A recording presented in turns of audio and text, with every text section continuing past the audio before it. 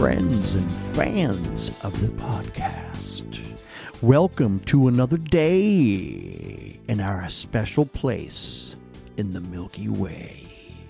Yes, I do not play flamenco guitar, so I am sorry. I usually try to play something in the intro that relates to today's featured artist. However, before I get into this episode, I want to mention what I like to call the backbeats. Messages from you fans to the podcast that I was not able to release on time for an episode, or that I received after the episode was recorded. So, a few weeks back, I asked on Instagram and on Facebook. So, I think I'm going to stop using Facebook. So, here's what I don't get about Facebook, right? My musician page, Artie Astor Music, has like 1,800 likes. I'll post a song, and then it tells me, hey, Artie, you only reached 6 people with this post, but you can reach 500 more if you boost this post. Normally, I don't resort to violence, but if there's one thing that makes me want to grab Mark Zuckerberg by the throat, that's probably it. So you have billions of dollars. Your company owns every other company that was ever made. It makes billions of dollars. These people decided to like my page, but in order for them to see the stuff I post, I have to pay you money to boost it? The heck out of here. Something about that really bothers me. Can you tell? But anywho, I asked on Facebook, no one responded because according to Facebook, I only reached 3 people with my post. So I could have reached 400 people. It's not going to make them answer the stinking question. A few weeks back, I asked on Instagram and Facebook, but Instagram seems to at least reach people. I asked, which artists do you think are underrated? Friend of the podcast, Jade, writes in and says, Justin Bieber. Now, usually I don't call someone underrated if they fall into the one of the richest artists in the world category. So I actually had to write back and get a little specificity from her. And she said, yeah, well, a lot of people make fun of him, but they don't look at his talent. And it's like, yep, nail on the head. Because of all the hate on the Biebs, probably it's mostly just jealous men, his actual talent does not get mentioned first, really, or at all. So did he just make hundreds of millions of dollars with no talent at all? This episode is not about Justin Bieber, and is nothing saying I'm not going to do an episode about him or feature him a little bit more, right? But I will say this. He can sit down, play guitar, write music, and sing quite well. A heck of a lot better than I do. I actually prefer the Justin Bieber when he's just playing his acoustic guitar and singing, and I actually do think he has a very nice voice. Now, is he a virtuoso or a master guitarist? No, but he's not going to say he is either, and neither will Bon Jovi, Bruce Springsteen, or John Cougar Mellencamp. And I'm not comparing Justin Bieber to them. I'm just saying that they could all play guitar and sing. And we just sit here and appreciate their music. You see, Justin Bieber is the only one that we watched grow up on the internet into superstardom. He used to sit down at his front steps in Canada, outside his home. Someone recorded him, playing guitar and singing. They uploaded it to YouTube. Next thing you know, he's a big star. All the little 12-year-old girls like him. Now he's a man. Apparently, other men have an issue with that. Is he supposed to quit music because he realized that he grew up and didn't fulfill everyone's expectations of him? What else is he going to do? He dedicated his whole entire life to singing and playing guitar, and happened to be insanely successful at it. But is he supposed to look in the mirror and say, people don't like me now? I didn't fulfill what these men thought I was going to be over the years. I should just give it up, maybe take up something else. So, yes, talent of a musician sometimes gets overshadowed by the image or persona that the public paints of them. I hate to say it, it's really unfair, and I know it's hard to feel bad for someone who's worth almost $300 million, but if any one of us grew up playing guitar and singing, and then all of a sudden we're a superstar, are we going to say, well, people don't have a good opinion of me, so I'm just going to stop? No, you're going to work hard at trying to continue to have success and to find out how it is that you can continue to strike a chord with your listeners. So I thought that Jade brought up a very nice point. I must admit, I actually watched a video of him back in 2020 when lockdown was upon every one of us, and he was just sitting in his mansion, him and his guitar, no auto-tune, just playing guitar and singing. And I like his voice, and I like his acoustic stuff. I don't identify with the stuff that he puts out from the studio. I don't identify with it. But I can sit there and just appreciate the talent that he has. And there's a lot of stuff that he does that, as a musician, I will never be able to do. So I really appreciate his songwriting style and what he does. Although I almost never go looking for his music online. But Jade, you bring up a very nice point. So thank you for making a valid point. Also, a backbeat from Fabio. So I asked this question, who do you think is an underrated musician? And Fabio writes in and says, well, it's Artie Astor, of course. Now, Fabio, thank you very much. I appreciate the love. I think, first of all, one has to be rated in order to be underrated. I don't even think I'm playing the same sport as a lot of these other artists, but I do appreciate the love. Keep it coming. I love your comments. All right, let's get right into the meat and potatoes of this episode. We need to B sharp and C Johannes Linstead. How amazing is his singing voice? Oh, I have no clue. Never heard the man sing. However, I can say this with absolute certainty. His guitar playing takes me to a very special place. A place where I don't have to wake up for work, ever, and bacon grows on trees. And in the fall, I take my family and we go bacon picking as a family. Yes, his music takes me to my paradise. I must admit, I am quite jealous of him. I really am. When I sit down to create a song, I want to take someone away to their little special place. And I want to use good melodies. And I have to sit down. I use the guitar, music software, my trumpet, the piano, and a horrible singing voice. Most of the time, I have to contract a singer to sing for me. And then, only then, am I able to look back and see if my music strikes a chord with anyone. Johannes grabs his nylon string guitar, a pick. Yes, he uses a pick. And then only the notes he chooses to play on that guitar can take you to a melodic utopia where little fat baby angels fly around playing harps with trays of bacon-wrapped dates, as many as you can eat, and you can eat 100 of them and never get full. Why am I saying this? Why am I saying that we need to B sharp and C Johannes Linstead? Because note choice, yes, note choice in music is one of the most important decisions a songwriter comes across. What notes do I play? But then they have to decide, what notes should I not play? How do I play them? What tone? What inflections? What should my tempo and rhythm be? It is not just the notes themselves that sound good, it's how they are expressed.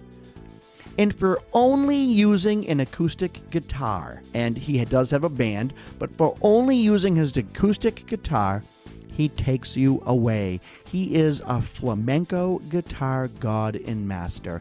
Johannes Linstead will blow you away. He started playing guitar at 8 years old. Someone gave it to him as a gift, a very wise person, I bet. He's Canadian-born, lives in Toronto. I know I mentioned it a million times. I've probably said it 100 times on this podcast. Canadians are some of the best musicians, period. They migrate, they play regular music that you normally hear in Canada. They perfectly adopt music from around the world, and it's like mind-blowing how they do it. You would think this man was born in like Mexico or something, but no. He was born in Toronto, lives in Toronto. He does have a Dominican background and heritage, though. After a short while, he gravitated to a more Spanish style of guitar playing. He traded in the guitar that he had for a classical guitar with the nylon strings. And there was no looking back for him. Since 2009, he's released 10 studio albums. He has endorsements from Yamaha. He has won several awards, including Best Guitarist, Best World Album, and many others. So why do we need to be sharp? Well, he falls into a genre where there isn't a big following. It's like that Afro-Cuban, Latin American flamenco style of music. It's not as popular as other genres. But this music is going to hit you in the heart. Now, it's not going to reach out and grab you or seek you out. You need to seek it out. But then it will touch your very soul. Trust me, whether you like it or not, this music will touch your soul. I have mentioned this before on this podcast, and I'll mention it again because it bears repeating. A good melody is not easy to create for most artists. So when you hear a song and the melody takes you away, you are listening to someone who knows how to reach the soul with manipulation of sound. No matter what they see or how they act, they feel. And they want you to feel. Here it comes. My YouTube list. Get ready to go to YouTube. Check out these songs on YouTube. I have 5 songs to mention. I'll make it quick. This episode is not going to be super long. I wanted to do an episode about this artist because I discovered him years ago, and I've listened to a million flamenco guitarists. None of them play like this man. I mean, first of all, he uses a pick almost all the time, which not a lot of flamenco guitarists do. His guitar tone, and I know it sounds funny saying tone with a guitar that's not electric, because normally electric guitar, the slightest movement or the slightest angle of your finger can affect the tone. So you usually refer to tone when you refer to electric guitar. There's something about the way that this man plays the flamenco nylon string guitar that his tone is different. It might actually be that he uses a pick. I don't know. But he has really good tone. Go to YouTube, put this in. Echoes from the Forest, Part 1, from Johannes Linstead. Here you have a song that literally is telling you it's okay to dream. The first lines of this song, after a nice intro, just beg you to join it in its cozy corner of your imagination. It sings to you and takes you by the hand and shows you for yourself that beauty isn't just a word, nor is it just visible, but it's musical. It's melodic. And not to get too technical, but he employs in this song what all great songwriters do. He dances around one single motif, hook or riff, or whatever you want to call it. Dances around it for a while, does some beautiful soloing, and then comes back to it. The song Eleni, E-L-E-N-I, from the same album. Again, an intro that slowly draws you in so that you want to hear how, you hear the intro to the song and you just know it's going to be nice. How is the song going to actually start? And when the song starts, it's hard to contain how this breathtakingly beautiful melody affects you. I can't even have a conversation if the song is on in the background. It's that distracting. It's that engaging. I need to just listen to it and enjoy it and dream for the 2 minutes that the song plays. Or, I mean, it's more than 2 minutes long, but there's an intro, and then there's... His solos are very beautiful. He really chooses some of the most beautiful motifs that I've ever heard in my life, or hooks that I've ever heard. It's too beautiful to not stop and appreciate. And you can tell he has a great melodic mind, but these melodies come from knowing chords very well, too. So he is the complete package and does it all with his hands and his mind, but it comes from his heart and soul. And I say he does it all with his hands and mind. You know, as a musician, when he's playing these notes, you can hear what he's doing. You hear where he's going. And it's beautiful how he incorporates chord tones into what he's playing. And you know there's a lot of work put into these songs, and it shows because it just takes you away as soon as you hear it. The song Illusion. It has one L, so I'm guessing it's spelled the Spanish way. Ilusión. The song starts off just like the other ones, a soft intro, and leaves you guessing, like, how is this song going to really start? But then it kind of comes in. It's like the melody is laying in wait, and it starts off softer and slower than the other two, but it doesn't disappoint. It's just as dreamy and beautiful as the others. How about the song Sarsamora? This song, it's with two Z's, Zarzamora. This song is anything but slow and dreamy, but it just shows his guitar skills. And it still has that beautiful melody that you just want to listen to. I need to mention the song Guayabera. It's Guayabera. And don't forget, the guy has 10 albums. He's got a lot of music and dances around or moves around within that style, but he does do some Egyptian stuff. He does stuff that sounds more Mexican. He breaks out and really, he really experiments with different styles of play, but all using the nylon string guitar. So the song Guayabera, this song will get you moving. It makes you want to run away to Mexico, drink tequila all night, and then fall off some bridge and land on the Rio Grande afterwards. I mean, this song it has that traditional Mexican feel in the beginning of the song with a very beautiful trumpet. And I love Latin trumpet. The Mexicans, and really all throughout Latin America, I think Latin trumpet is my favorite kind of trumpet. It really is. And I'm sorry, Johannes, if you're listening to this podcast, the trumpet solo in the end of the song is my favorite part of the song. It's absolutely amazing. I couldn't find out who the trumpet player was who played it, but it's just... I can't explain it. You have to listen to the song Guayabera by Johannes Linstead. I'm not going to mention every song from his catalog. After all, he has 10 albums and counting. He's dabbled in the Egyptian, Middle Eastern, Spanish music. And I want to mention something about dedication. I think this is very interesting. This man studied Kung Fu for about 8 years or so. And then when he realized that the rigorous training of Kung Fu was affecting his hands, he quit because it was affecting his guitar playing. That is what a musician does when they take music seriously. There's nothing wrong with that decision. I worked in a machine shop for 7 years. It was constantly on my mind. I could lose a finger. I can get my hand caught in a machine. That stuff is real. So if you want to make a decision in life, that only down the road is going to assure that you have healthy fingers, don't take it lightly. These are things that can affect, like a boxer.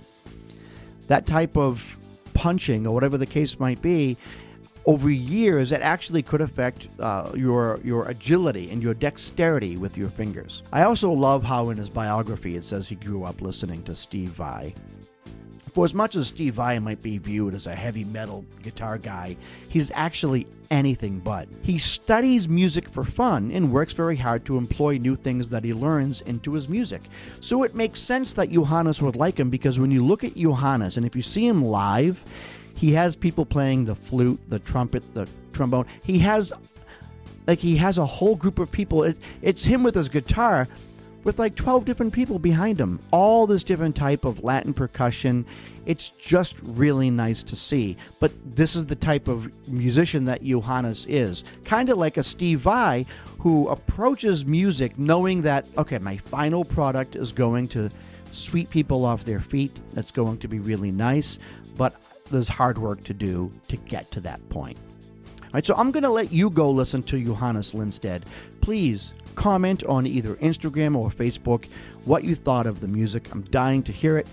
Follow us on Instagram or Facebook under B Sharp and C.